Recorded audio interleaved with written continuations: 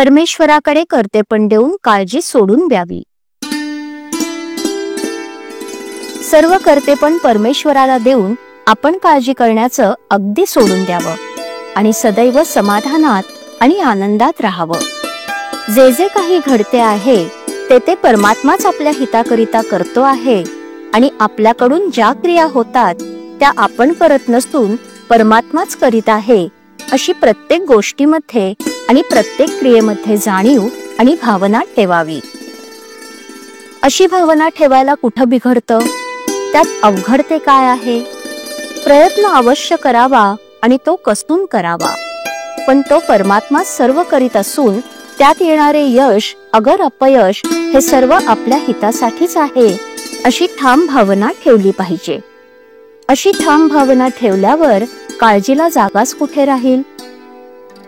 आणि एकदा काळजी गेली म्हणजे आपला आनंद हा स्वयंसिद्ध आहेच आहे, तो काही दुसऱ्या कुठून मिळवायचा नाही।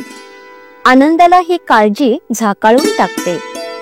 थोडक्यात म्हणायचं झालं तर असं सांगता येईल की मी पण म्हणजेच कर्तेपण परमात्म्याला द्यावं, म्हणजे काळजी नाहीशी होते आणि निर्मळ आनंद उरतो। आणि अशा स्थितीत नामस्मरण चालावं हेच स्वानंदात स्मरण होय। आपले कर्तेपण अपुरे आहे, ते आपल्या स्वाधीन नसून परमात्म्याच्या स्वाधीन आहे, म्हणून सुखदुःखाची बाधा आपल्याला न होता ती परमात्म्याला झाली पाहिजे।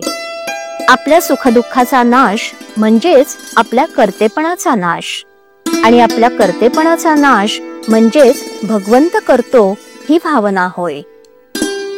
आपलं होतं कसं ते पहा। कर्माच्या सुरुवातीला काळजी लागते।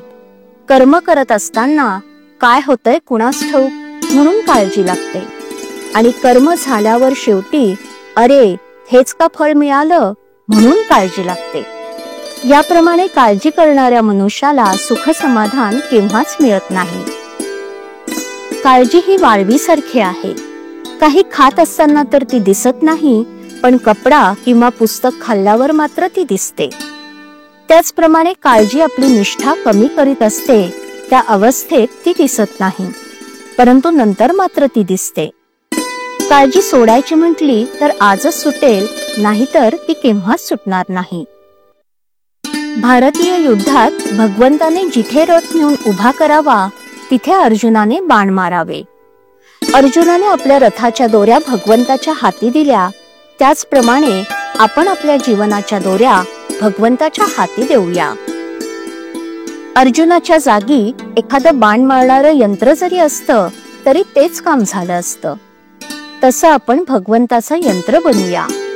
यंत्राला चालविणारी शक्ती आणि यंत्राकडून काम करवून घेणारी शक्ती म्हणजे भगवंत आहे। आपण आपल्या मालकावर पूर्ण विश्वास टाकून त्याच्या नामात राहूया। श्रीराम।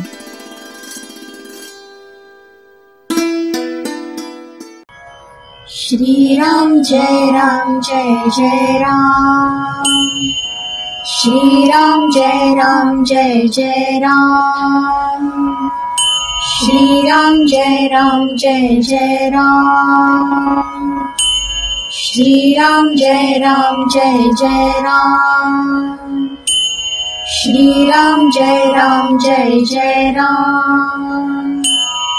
श्रीराम जय राम जय जय राम। श्रीराम जय राम जय जय राम।